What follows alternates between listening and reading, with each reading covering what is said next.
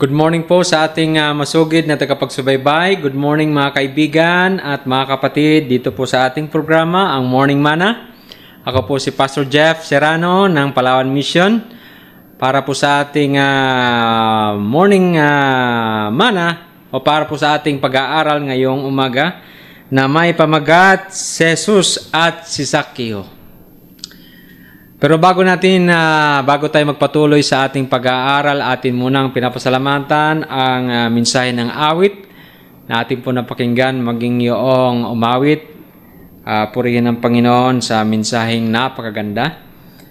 Sapat na upang ihanda tayo sa ating pong pag-aaral sa ating morning devotional. At mga kaibigan, kung kayo po ay naligaw lang sa page na ito, huwag niyong kalimutang i-hit ang like button. Yan.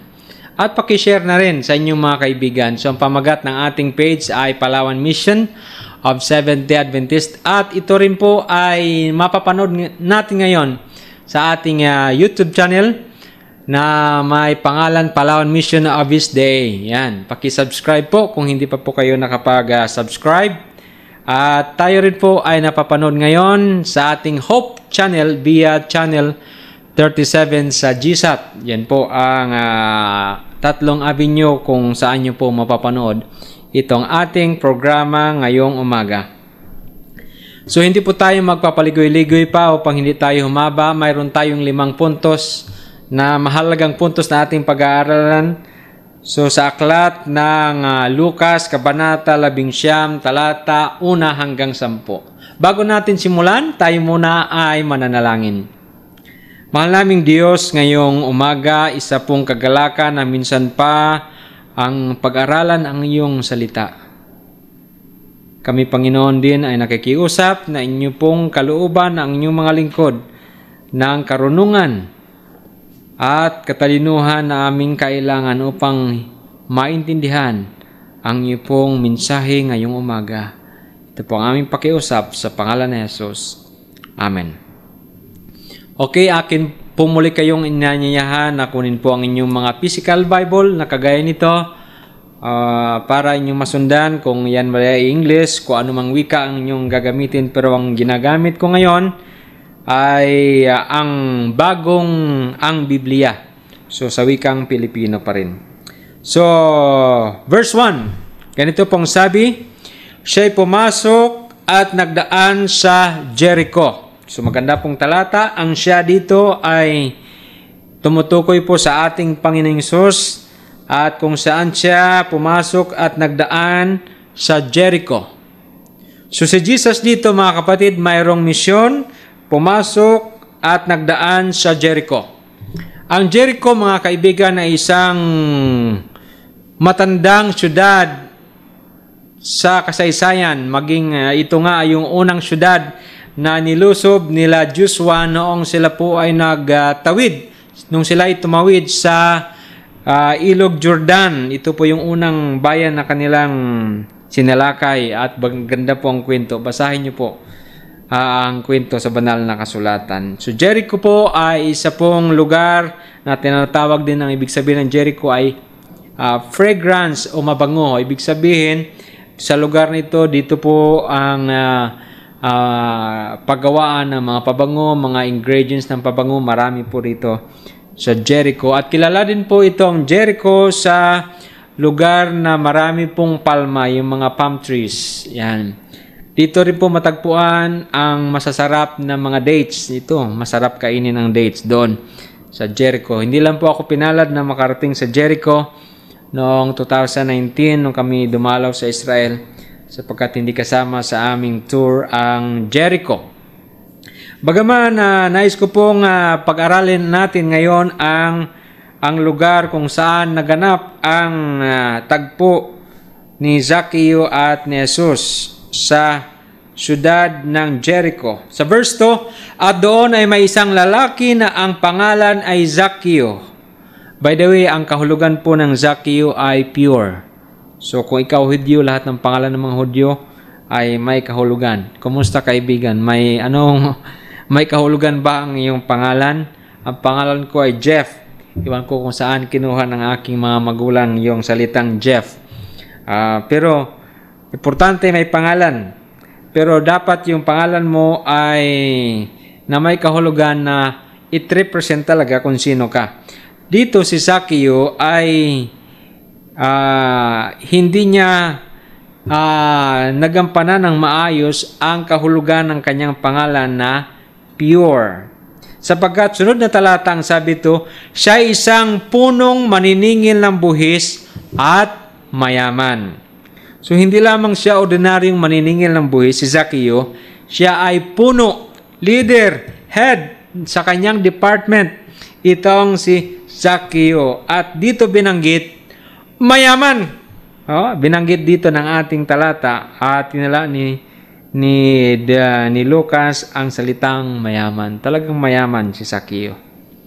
Hindi natin alam kung saan niya kinuha ang kanyang kayamanan, sa pandaraya, sa pandarambong, sa pagnanakaw, o basta siya ay naging mayaman dahil siguro sa kanyang posisyon na sa lipunan bilang tax collector under Roman Empire.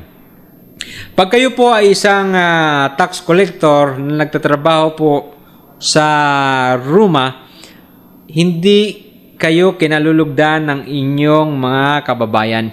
Kayo po ay kinamumuyan. Tinuturing kang isang kriminal, makasalanan. Kagaya mo ang isang patutot, magnanakaw. Pag ikaw ay isang maniningil ng buhis, kagaya ni Zaccheo, marahil kaunti lang kanyang kaibigan. Limited ang kanyang kaibigan sa kanyang mga kapwa din, mga Hudyo na maniningil din ng buhis. Pero mayroong kulang sa buhay ni Zaccheo. Gusto niya ring maligtas. Matagal niya nang narinig ang ating Panginoon. Matagal niya nang narinig mula sa kanyang mga kamanggagawa kung paano gumawa ng himala ang ating Panginoon. Nagligtas sa mga tao. Nagpagaling sa may sakit. At kung ano-ano pang magagandang bagay na ginawa ng ating Panginoon, narinig ito ni Zaccheo sa ibang tao, sapagkat ang Jerusalem ay malapit sa Jericho, ang Jericho ay malapit sa Ilog Jordan, sa Dead Sea, napakalapit lang, nasa 10 miles lang po ang layo ng Jericho doon sa Dead Sea, mga kaibigan. So ang kwento ng buhay ng ating Panginoon ay laganap maging doon sa Jericho. Kaya ganun na lamang ang pagnanais ni Zaccheo na makita ang ating Panginoon. Sa verse 3, nagsikap siyang makita kung sino si Jesus.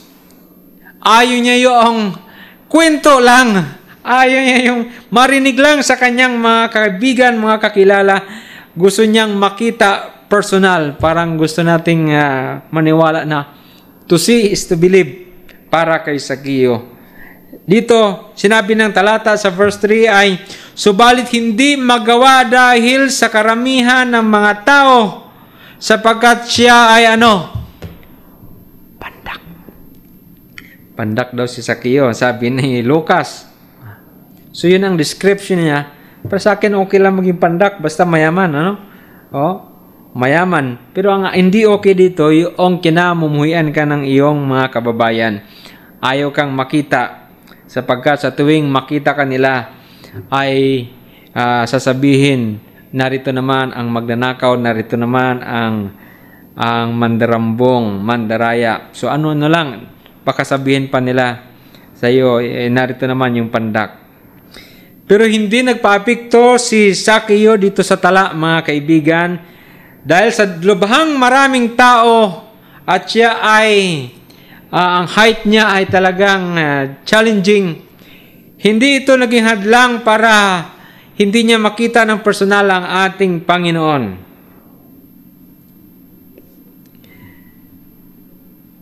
Pero gusto kong idiin dito, mga kaibigan, ang karakter dito sa verse 3.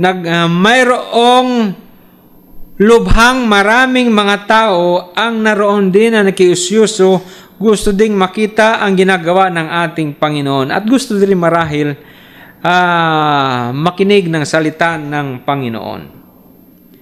Pero ang hindi maganda dito sa mga taong ito, hinuhusgahan nila ang kagaya ng isang si Zaccheo. Kung basahin natin ang verse 8 and verse 9, mamaya makakarating tayo dito.